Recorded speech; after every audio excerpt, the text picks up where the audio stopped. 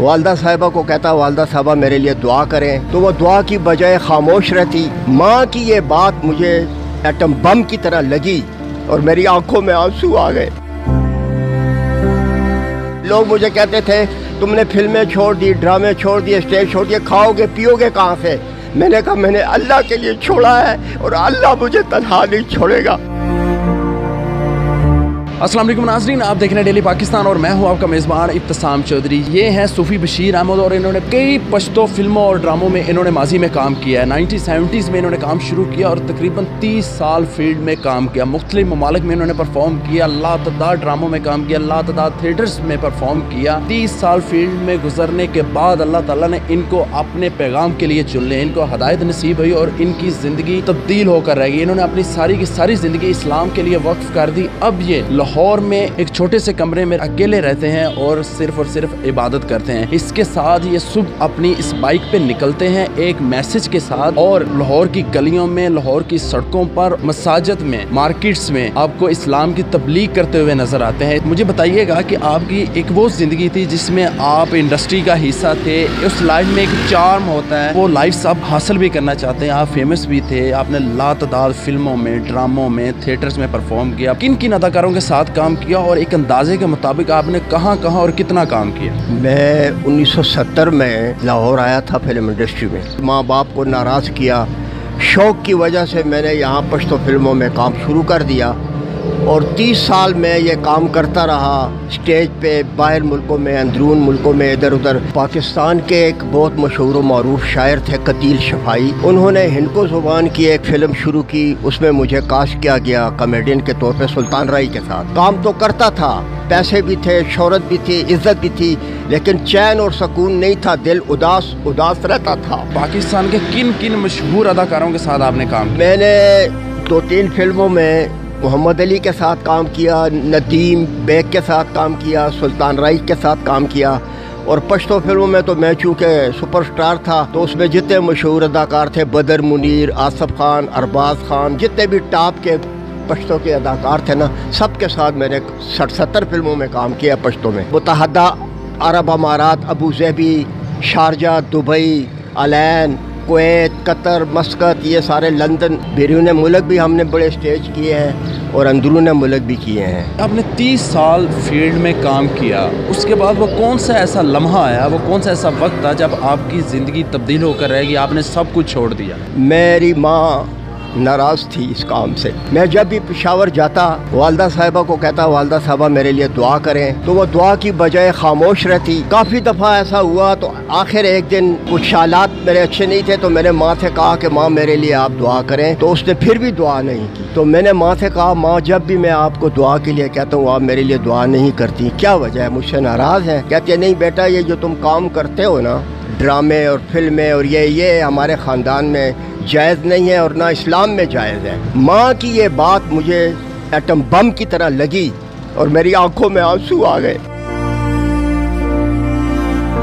मैंने माँ से कहा अच्छा माँ, आज एक काम करना है, लाजमी आपने आज मेरे लिए दुआ करनी है और आपके दिल में मेरे लिए जो हसरत है, तमन्ना है, वो दुआ तो आज आप करें। तो कहती है सच कहते हो? मैंने कहा हाँ। हाथ उठाए हिंदको ज़ुबान में उसने कहा कि जा पुत्र, अल्लाह ताला तनु हिदायत नसीब करे, अल्लाह ताला तनु मसीह दरस्ता दसे। मेरे ख्याल में वो आमीन का वक्त था। अल्लाह ताला ने मेरी माँ की वो दुआ कबूल की। 2 दिन के बाद मैं लाहौर आया, मेरा यहाँ एक्सीडेंट हुआ और मैं 2 दिन मौत तो हयात की कश्मकश में मुब्तला हुआ और उस कश्मकश में मैंने दोज़ख के ख्वाब, दर्दनाक ख्वाब देखे तो मैं बड़ा डर गया। जब 2 दिन के बाद मुझे होश आया तो मैंने अल्लाह ताला से इकरार किया, वादा किया कि या अल्लाह मुझे थोड़ी सी उदार ज़िंदगी दे दे तो इंशाअल्लाह मैं पक्या ज़िंदगी सारी तेरी इबादत में गुजारूंगा, दुनिया को छोड़ दूंगा।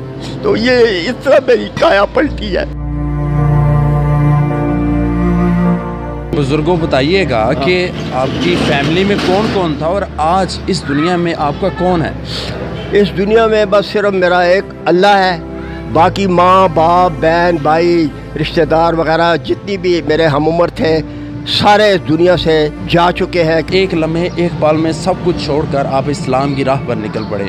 تو خوف نہیں آیا کہ کہاں سے کھاؤں گا, کہاں رہوں گا, کس طرح رہوں گا, اکیلے زندگی گزاروں گا, یہ سب کچھ اس کا خوف نہیں آیا؟ یہ کس طرح اس سے نکلے؟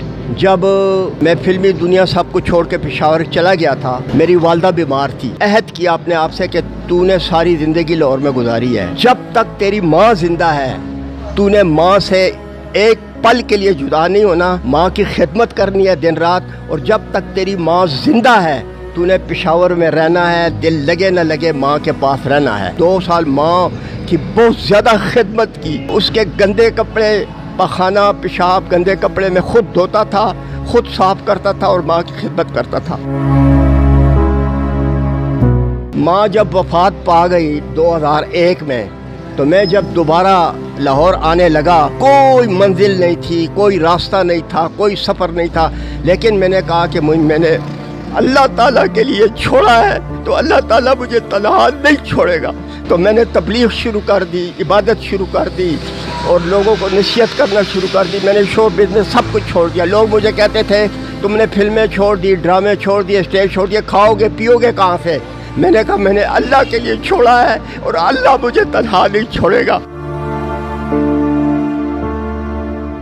جب آپ نے اس زندگی کا انتخاب کیا اور دین کی طرف نکل پڑے, اسلام کے راستے پر چل پڑے, تو کس کو سنا, کس سے رہنمائی حاصل کی جس سے آپ کو دین کو سمجھنے میں بہت مدد حاصل ہوئی ہو؟ اللہ تعالیٰ نے خود یہ دنیا بنائی اور خود فرماتا ہے اللہ تعالیٰ قرآن پاک میں کہ اس دنیا کی زندگی دھوکے کا سامان ہے. فلمی دنیا سے نکل کر دین کی طرف آنے میں سب سے پہلے فضل و کرم اور رحمت اللہ تعالیٰ کی ہے, اس کے بعد میری ماں کی دعا ہے, اور اس کے بعد مولانا صاحب ہیں طارق جمیل صاحب, اس کے بیانات میں نے سنے, ان کے بیانات نے مجھ پہ بڑا اثر کیا. کیا آپ کی روٹین ہے, صبح کتنے بجے نکلتے ہیں, اور یہ کنسیپٹ بائک پہ یہ میسیج لکھنے کا یہ کس طرح خیال آیا؟ قدرتی طور پہ یہ گاڈ گفٹ ہے, میری رائٹنگ اچھی تھی, روٹین ہوتی تھی, مجھے پتہ ہوتا تھا آج میں نے گلبرگ کی سائٹ پہ جانا ہے, آج میں نے انارکلی جانا ہے, آج میں نے شالمی مارکیٹ جانا ہے. روزانہ 10 بجے گھر سے نکلتا تھا اور شام کو 4-5 بجے گھر واپس آتا تھا.